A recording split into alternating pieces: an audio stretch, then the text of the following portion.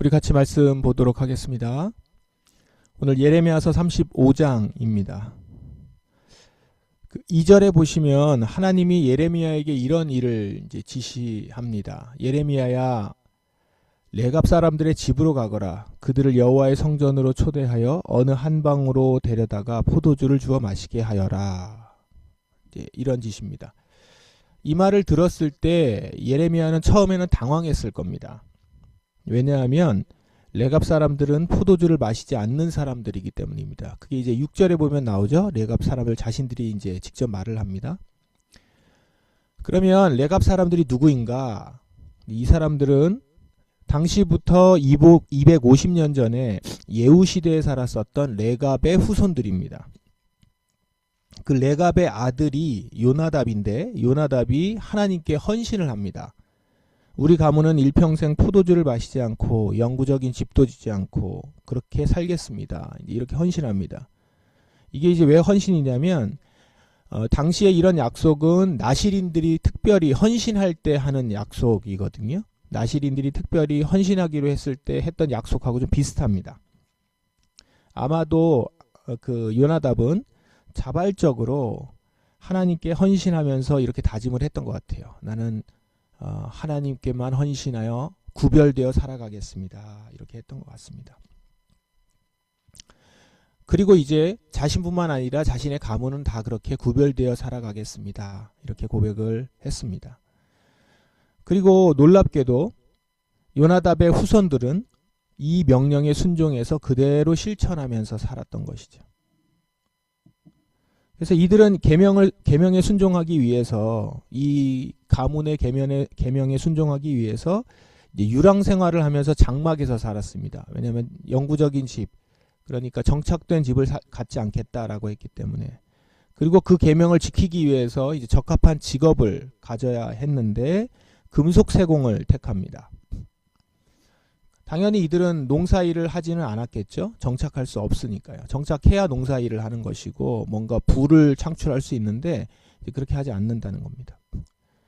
그들은 금속 세공수를 연마하면서 마을을 돌아다녔고 각 마을에 필요한 금속 도구들을 수리해주는 일들을 한 겁니다.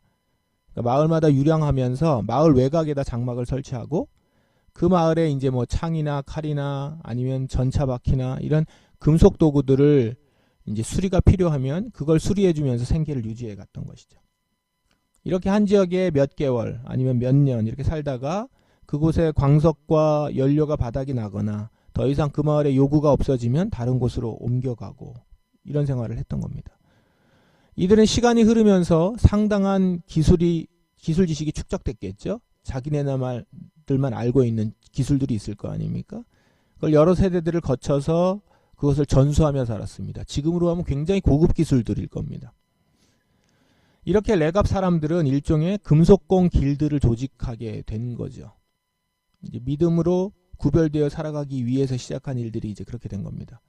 이제 그런 그들인데, 그러니까 유랑하면서 마을 안으로 들어가지는 않고 마을 외곽에서 자기들만의 정체성을 갖고 살아갔었는데 이들이 지금 예루살렘 성 안으로 들어오게 된 거예요. 도시 안으로. 그것도 가장 큰 도시에 안으로 들어오게 된 겁니다. 왜냐하면 이제 그 당시에 바벨론이 계속 유다를 침공하고 있어서 시골에 사는 것이 위험해졌기 때문입니다. 이들이 도시 안으로 들어와 있는 것은 그 도시 사람들에게는 굉장히 소문거리였습니다. 그리고 이제 직접 그 생활상들을 볼 거 아니에요. 그러면서 이제 신기해하기도 하죠. 정착되어 있는 그 집들 사이에서 장막을 치고 살아가고 있는 그들의 모습입니다. 그리고 그들의 행동이나 여러 가지가 매우 달랐고요. 자기들끼리 똘똘 뭉쳐있고 도시 사람들이 사는 모습으로 살아가지 않는 그들의 모습에 이제 도시 사람들은, 예루살렘 사람들은 신기하게 생각합니다. 그리고 이런 모습들을 다 좋게 보지는 않았습니다. 왜냐하면 다 하나님을 믿고 있는 사람들인데 이 사람들 자신들만 구별돼서 특별히 살아가는 것처럼 그렇게 하는 것에 대해서. 그리고 어떤 사람들은 특이한 부류로 취급하면서 무시도 했다고 합니다. 이런 그들인데 이런 그들을 예레미야가 지금 성전으로 초대를 해서 포도주를 대접한 겁니다. 레갑 사람들이 포도주를 마시지 않는다는 사실은 예레미야뿐만 아니라 예루살렘 사람들 다 아는 사실입니다. 그런데 그런 그들에게 포도주를 대접한다? 예레미야는 처음엔 당황했겠지만 금방 하나님의 명령이 무엇인지를 무엇을 의미하는지 알고 움직이기 시작합니다. 그들을 성전 한 장소에 초대를 하는데 이 방은 밀폐된 공간이 아닙니다. 다른 방들과 연결되어서 붙어 있고 또 사방이 트인 구조로 되어 있다고 합니다. 그래서 사람들이 그 안에 있는 사람들의 모습을 다 볼 수 있는 공간인 거죠. 방은 방인데 이게 볼 수 있는 공간인 겁니다. 주변 사람들이. 자, 공개된 장소에서 공간에서 포도주를 마시지 않는 사람들을 초대해서 포도주를 대접하는 장면입니다. 5절 나는 포도주를 가득 따른 사발들과 잔들을 레갑 사람들에게 앞에 내어놓으며 포도주를 드시지요 하고 말했습니다. 이 포도주를 드시지요 하는 것은 우리 건배 이런 겁니다. 그러니까 지금 다른 거 초대한 게 아니에요. 뭐 먹을 것도 많이 없고 포도주 이걸 놓고 건배라고 한 겁니다. 이것에 대해서 대번 레갑 사람들이 대답을 합니다. 뭐 눈치를 보다가 뭐 예레미야가 주는 거니까 한 잔 마실까요? 뭐 이것도 아니고 곧바로 대답을 하죠. 6절부터 한번 읽어볼게요. 우리는 포도주를 마시지 않습니다. 우리의 조상 레갑의 아들 요나답이 이렇게 명령했습니다. 너희와 너희 자손은 절대로 포도주를 마시지 마라. 8절 그래서 우리 레갑 사람들은 우리 조상 레갑의 아들 요나답이 우리에게 명령한 모든 것을 다 지켰습니다. 우리는 일평생 포도주를 마신 적이 없습니다. 우리뿐만 아니라 우리 아내들과 우리의 아들, 딸들도 포도주를 마신 적이 없습니다. 10절 우리는 장막에서 살면서 우리 조상 요나답이 우리에게 명령한 모든 것을 그대로 따랐습니다.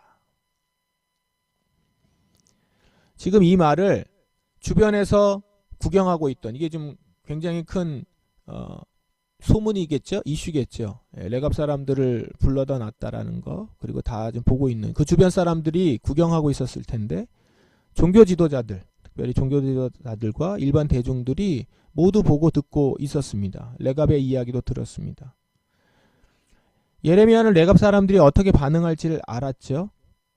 그래서 레갑 사람들의 말을 하게 했고 듣고 그 이후에 레갑 사람들의 말 이후에 레갑 사람들이 아니라 그 장면을 구경하는 사람들에게 말을 시작합니다. 여호와가 예레미야에게 말씀하셨던 걸 전하는 거죠. 일단 14절 보시면 레갑의 아들 요나답은 자기 아들들에게 포도주를 마시지 말라고 명령했고 그 명령은 지켜졌다. 오늘까지도 요나답의 자손은 조상의 명령에 순종하여 포도주를 마시지 않는다. 그러나 여기 보면 너희는이 좀 빠졌는데 그러나 너희는이 누굽니까? 이걸 보고 있는 예루살렘 사람들이죠. 나 여호와가 너희에게 거듭해서 명령했으나 너희는 내 말을 듣지 않았다. 16절 레갑의 아들 요나답의 자손은 그들 조상이 명령한 대로 따랐으나 유다 백성은 내게 순종하지 않았다. 이것을 하나님이 예레미야에게 말씀하셨고 예레미야는 이것을 유다 백성들에게 얘기한 겁니다. 레갑 사람들을 초대한 이유가 바로 이것이었죠. 이걸 보여주려고 한 것입니다. 조상이 한번 말한 그 계명을 따라서 지켜서 주변 세상과 구별되어 살아가는 사람들. 그리고 그와 반면에 거듭해서 말하고 명령하고 경고함에도 듣지 않고 그냥 세상에서 똑같이 살아가는 사람들. 두 부류를 지금 비교해서 보여주고 있는 것이죠. 단지 두 부류를 비교하려는 건 아닙니다. 유다 백성들에게 증거를 보여주려고 한 겁니다. 그들은 이렇게 말하는 것 같아요. 예루살렘 사람들은. 어떻게 말씀을 지킨다고 세상과 담을 잡고 살아갈 수 있나? 그럴 수 없다. 그건 현실에서 불가능하다. 이렇게 생각하면서 그냥 세상이 하고 있는 것들과 그들이 하는 일을 따라가는 사람들에게 하나님은 봐라, 레갑 사람들. 이렇게 살아가야 하고 이렇게 살아갈 수 있다. 오늘 본문은 일상적인 평범한 사람들이 어떻게 그렇게 엄격한 말씀을 지키며 살아갈 수 있는가? 이렇게 의문을 품으면서 그 일을 하지 않는 사람들에 대해서 세상 군중의 소리에 파묻히지 않고 하나님의 말씀을 좇아서 일평생 지속적으로 차별성 있게 생활하며 살아갈 수 있다는 것을 보여주는 증거입니다. 그걸 증거하고 있는 본문입니다. 이건 오늘 우리에게도 주시는 메시지이기도 하죠. 우리 역시 계명을 주신 아버지 하나님, 그 아버지 하나님이 그대로 계시고 그 계명은 여전히 살아 있습니다. 오늘 우리가 읽고 듣는 말씀들이죠. 아버지 하나님이 주신 계명은 당신과 온전한 관계를 맺으며 그 사랑 안에서 살라는 것입니다. 그것을 위해 우리를 세상과 구별해서 특별히 세우셨다라고 합니다. 이 계명을 우리가 압니다. 이렇게 말씀하신 하나님의 말씀을 들었습니다. 그런데 왜 그에 합당하게 살지 않는가? 오늘 말씀은 우리에게 동일하게 질문하는 것이죠. 만일 우리 같은 평범한 인간은 세상을 살면서 그렇게 구별지어 살아갈 수 없다. 그건 너무 엄격하고 불가능하다라고 생각한다면 레갑 사람들을 보라는 거예요. 그들은 우리와 똑같이 평범한 인간이지만 과거 250년에 걸쳐서 그렇게 구별되어 살아왔다라는 것입니다. 자신들의 구별됨을 유지하기 위해서 특정한 생활 방식을 갖는 것을 주저하지 않았고 그걸 지키며 살아가고 있다라는 것입니다. 그런데 왜 너희는 그렇게 살지 않는가? 평범한 인간에게는 너무 엄격한 생활이라고 생각한다면 레갑 사람들도 마찬가지였음을 기억하라 라는 겁니다. 우리는 믿음의 표본을 얘기하고 믿음으로 살아온 사람들 이야기를 이렇게 할 때면 한편으로는 그건 특별한 사람들에게만, 특별한 사역자들에게만 해당하는 얘기고 이렇게 생각하는 경우가 많습니다. 어떤 믿음의 사람들의 얘기를 들으면 대단하다. 그러나 나 같은 평범한 사람은 못해. 이렇게 생각을 하면서 말씀을 적용하지 않는 거죠. 자신에게 적용하지 않아요. 그런데 오늘 말씀은 구별된 사람은, 하나님이 구별한 사람은 특별한 사람에게만 해당되는 것이 아니다라는 겁니다. 그냥 신기하게 쳐다만 보지 말고 그들에 관해 말하는 것에 그치지 말고 그들과 같이 구별되어 살라. 그리고 무엇보다도 그렇게 살 수 있다.